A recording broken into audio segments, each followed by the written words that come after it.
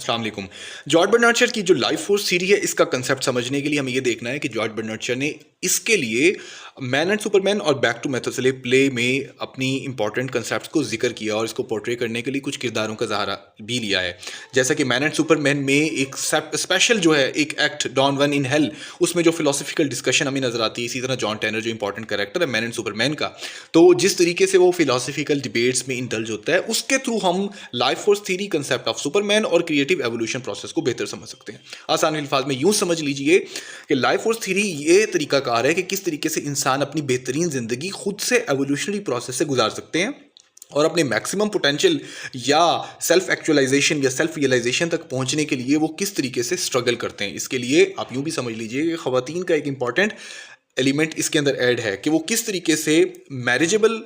Activity में involve होकर एक बेस्ट स्पीशीज़ या रेस को जन्म देने में मदद देती हैं, और वो खुद से भी एक अच्छे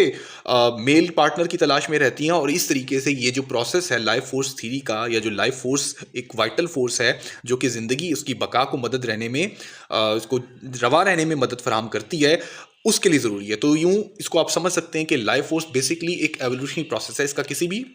रिलीजियस कंसेप्ट के साथ या डार्विनियन या साइंटिफिक कंसेप्ट के साथ कोई ताल्लुक नहीं है। मज़ीद समझने के लिए आप यूं भी समझ लीजिए कि बियॉन्ड गुड एंड इवल, एक मशहूर किताब जो फ्रेडरिक नीचे ने लिखी, उसमें भी हमें इसका जिक्र नजर आता है कि किस तरह से फ्रेडरिक नीचे बताते हैं कि फ्यूचर में फ्री स्पिरिट्स, जिनको वो आज़ाद रूहें कहते हैं, आप यूं समझ लीजिए, वो फ्यूचर में हमें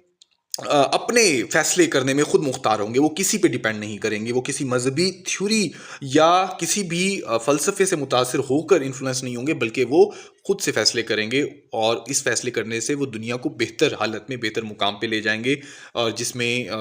मुख्तलिफ तरीक़ाकार या मुख्तलिफ जो हेरसेज हैं या अफवाहें हैं या जो ऐसे कंसेप्ट्स हैं जिनकी कोई साइंसी बुनियाद नहीं है, उससे निजात हासिल की जा सकती है। तो लाइफ फोर्स थ्योरी बेसिकली एक एवोल्यूशनरी थ्योरी है जिसका बायोलॉजिकल या साइंटिफिक एस्पेक्ट से कोई लेना देना नहीं है। ये एक ऐसा तरीकाकार है जिसमें इंसान खुद ही तरक्की की राहें तलाश करता है और एक्चुअलाइजेशन के प्रोसेस तक पहुंचता है। शुक्रिया।